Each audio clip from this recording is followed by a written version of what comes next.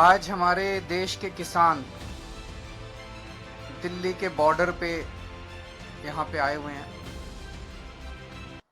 देश का किसान आज बहुत दुखी है। देश के किसान पे मुसीबत आई हुई है। इस टाइम हम लोगों को भी कितनी सर्दी लग रही है। एक जैकेट पहन रखी है, एक स्वेटर पहन रखा है, अंदर इनर पहन रखा है, मफलर पहन रखा है। आप सोचो, रात को जब इतनी ठंड हो जाती है, खुले आसमान के नीचे सड़क के ऊपर हमारे किसान भाई, माताएं, बच्चे पिछले 32 दिनों से सोने को मजबूर हैं। आखिर क्यों? सोच सोच के भी दिल कांप उठता है। 40 से ज्यादा लोगों की शहादत हो चुकी है यहां पे। आज इस मंच के जरिए इतने पवित्र स्थान पे, इतने पवित्र मौके पे मैं हाथ जोड़ के केंद्र सरकार से अपील करता हूं।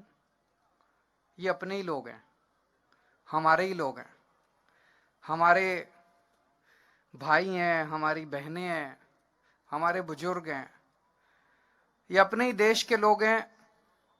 इनकी बातें सुन के, इनकी मांगें पूरी करके वो तीनों कानून वापस ले लो और इन लोगों के संघर्ष को यहीं खत्म करो। अब और कितनी शहादत लेना चाहते हो आप? पता नहीं किस किस तरह की बातें की जा रही हैं।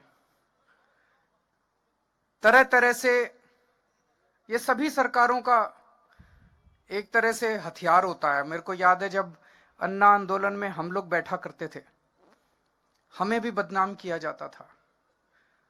आज किसानों को कहा जा रहा है आतंकवादी हैं, किसानों को कहा जा रहा है राष्ट्रद्रोही हैं। अरे किसान आतंकवादी हो गए और किसान राष्ट्रद्रोही हो गए तो तुम्हारा पेट कौन भरेगा? तुमको रोटी कौन देगा उसके बाद? 70 साल से किसानों को, अपने देश के किसानों को सबने धोखा दिया। सारे नेताओं ने धोखा दिया, सारी पार्टियों ने धोखा दिया। किसानों ने केवल और केवल धोखा देखा है अभी तक। सारी पार्टियां कहती थी तुम्हारे लोन माफ करेंगे, किसी ने लोन माफ नहीं करे।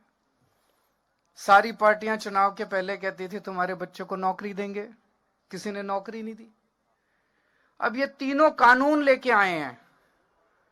इन तीनों कानूनों के जरिए अब इनकी खेती भी छीनना चाहते हैं। किसान के पास खेती के अलावा तो कुछ होता नहीं है, उनकी खेती भी छीनना चाहते हैं। उनकी खेती भी उठा के बड़े बड़े 2-4 इनके पूंजीपति दोस्त हैं उनको देना चाहते हैं। अगर खेती भी चली गई किसान की तो फिर वो कहां जाएगा? और तो तुमने इनके लिए कुछ करा नहीं। खेती करता है बेचारा किसान, खेती भी चली गई तो किसान कहां जाएगा फिर? तो जितने किसान, आप सोच के देखो, इतनी ठंड में अपने घर के बुजुर्गों को और बच्चों को लेके जितने किसान बैठे हैं, वो अपने सर्वाइवल के लिए बैठे हैं। क्योंकि अब आर पार की लड़ाई बन गई है। जब खेती भी चली जाएगी और खेती पे बड़े बड़ी कंपनियों का अधिकार हो जाएगा तो किसान के पास कुछ भी नहीं बचेगा। तो अपनी खेती को बचाने के लिए बैठे हैं।